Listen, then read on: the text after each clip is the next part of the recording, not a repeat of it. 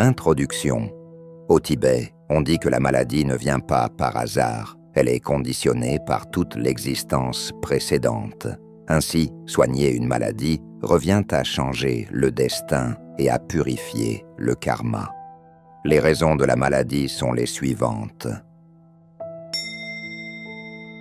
La première, le karma de l'homme, c'est-à-dire ses caractéristiques innées qui le conduisent à un certain mode de vie et, comme conséquence, aux maladies qu'il a causées. La deuxième, astrologique. Pour chaque personne, il y a des moments désagréables dans la vie, lorsque celle-ci reçoit une influence négative des astres et des planètes, ce qui conduit à un malaise et souvent à une maladie ou même à la mort. La troisième, causes externes telles que la pollution de l'environnement, la malveillance des gens, les épidémies et d'autres facteurs externes conduisant à des maladies. Les maladies de la première catégorie sont chroniques et graves, difficiles à guérir, liées au destin. Les secondes passent avec un changement de position, des astres et des planètes.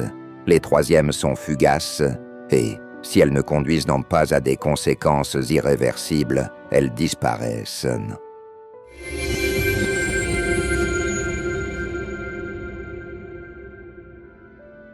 Les causes de la maladie. La grande majorité des maladies sont karmiques. À la base, le karma reflète la relation qu'une personne entretient avec elle-même. Beaucoup de gens se considèrent comme faibles, impuissants, défavorisés par la vie, blessés, etc. De telles pensées pessimistes persistantes, soutenues par une faiblesse de caractère, mènent tôt ou tard à l'affaiblissement de l'homme, puis à l'apparition des plus diverses mésaventures. Une telle personne ne peut être guérie que si un certain sacrifice est fait. L'homme doit sacrifier son rapport négatif à lui-même, c'est-à-dire son faux moi, tissé de pensées pessimistes dont il ne veut pas se séparer. Il est clair qu'une personne ne peut pas devenir Bouddha immédiatement en renonçant à son moi. La tâche est de lui donner une compréhension de qui est l'homme et quelle est sa quête dans la vie. D'où la formule essentielle de la guérison et de l'approche envers le malade. La relation avec soi-même engendre la relation avec le monde, et celle-ci engendre la réaction du monde à votre égard, l'attitude des personnes environnantes. Il est évident qu'il est possible d'éliminer un sort ou de remettre une vertèbre en place en une seule séance, mais il n'est pas possible de garantir qu'une personne sera protégée toute sa vie. Le deuxième sacrifice de l'homme doit être son mode de vie inapproprié. Il est vain de soigner une personne lorsqu'elle se blesse chaque jour par la sédentarité, la suralimentation, le stress, etc. Il est tout simplement impossible de la guérir autrement qu'en changeant sa vie. Comme le montrent les traditions anciennes et notre propre expérience, le karma d'une personne la poursuit toute sa vie. Certaines personnes souffrent de maladies toute leur vie, d'autres de malédictions. Certains sont stressés et d'autres sont en prison. Il y a des gens qui, étant abattus par la maladie, décidaient de changer leur vie et eux-mêmes, et les souffrances les quittèrent pour toujours. Ils ont changé leur karma. Les causes astrologiques des maladies exigent un travail sur son horoscope.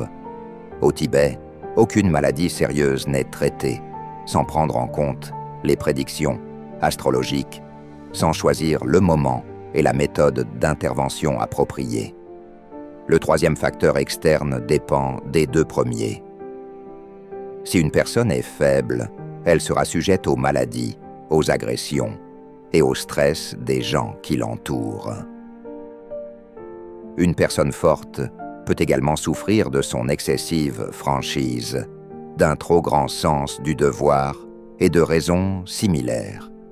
Les autres causes, comme les accidents, seront des exceptions rares qui seront rapidement surmontées s'il n'y a pas de prédisposition karmique.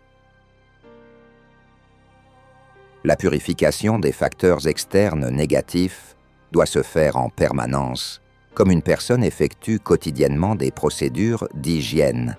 Elle doit nettoyer les organes internes du corps et la psyché, réaliser des procédures préventives et purificatrices. 90% des maladies de la société moderne proviennent de la violation de ces principes fondamentaux. C'est pourquoi personne ne peut être sauvé par la médecine, ni par des méthodes non traditionnelles, ni par des psychiques, et il semblerait qu'il n'y ait pas d'issue. Mais je te révèle un savoir caché, donné à la Terre par des civilisations extraterrestres et acquis par de grands maîtres du monde. C'est la seule issue, surtout si l'on considère que bientôt, 90% des gens seront anéantis par une épidémie de nouvelles maladies incurables, et seuls seront sauvés ceux qui utiliseront cette méthode, qui doit rester secrète, bien qu'elle soit donnée ouvertement, sous sa forme extérieure. La destruction de la majeure partie de l'humanité est la seule issue possible pour une civilisation qui est arrivée à une impasse, mettant en danger toute la Terre et perturbant l'équilibre de l'Hélionie. Que les portes du salut s'ouvrent pour ceux qui méritent d'appartenir à la 6e race. Aum.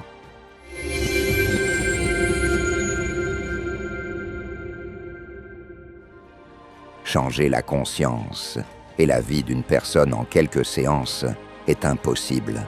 On peut même dire que seul un maître spirituel peut vraiment transformer un homme ordinaire.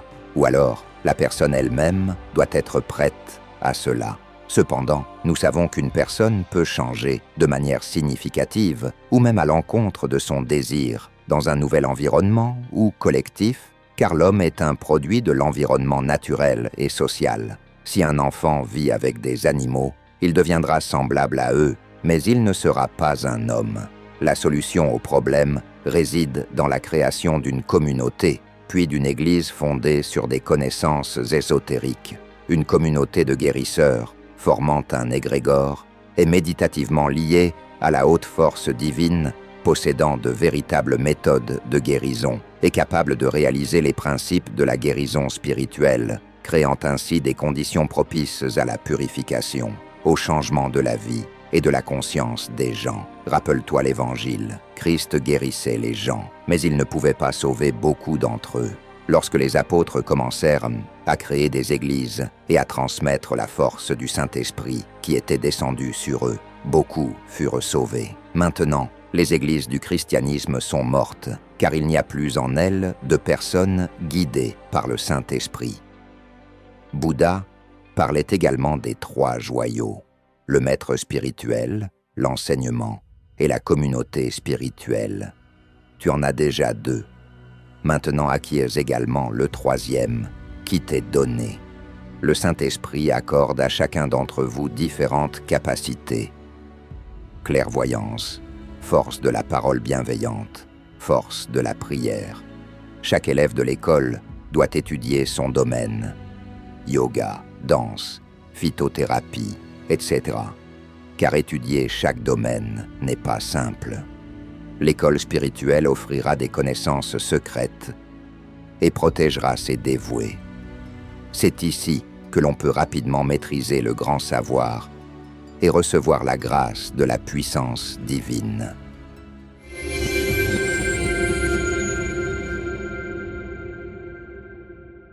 Pendant cette période extrême, où le destin de la planète entière est en jeu, il est très important que la connaissance des anges et des esprits de lumière se propage le plus rapidement possible à travers le monde et atteigne des milliers de personnes. De cette façon, nous pouvons changer l'avenir de toute l'humanité. Alors nous nous tournons vers toi, chère âme de lumière. Partage la connaissance concernant nos livres sages et nos films.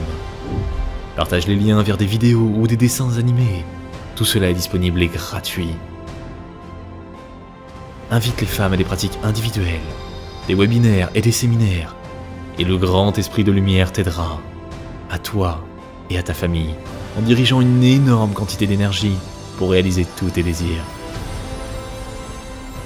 Les esprits lumineux et les anges t'aideront, à toi et tes proches dans tous les domaines. le fil de la lumière et de l'amour de ton cœur atteint le cœur des femmes en recherche. Et la création du bien, la diffusion de la connaissance de lumière dans le monde commence. Rejoins cette mission de lumière. Aide les gens et Dieu t'aidera.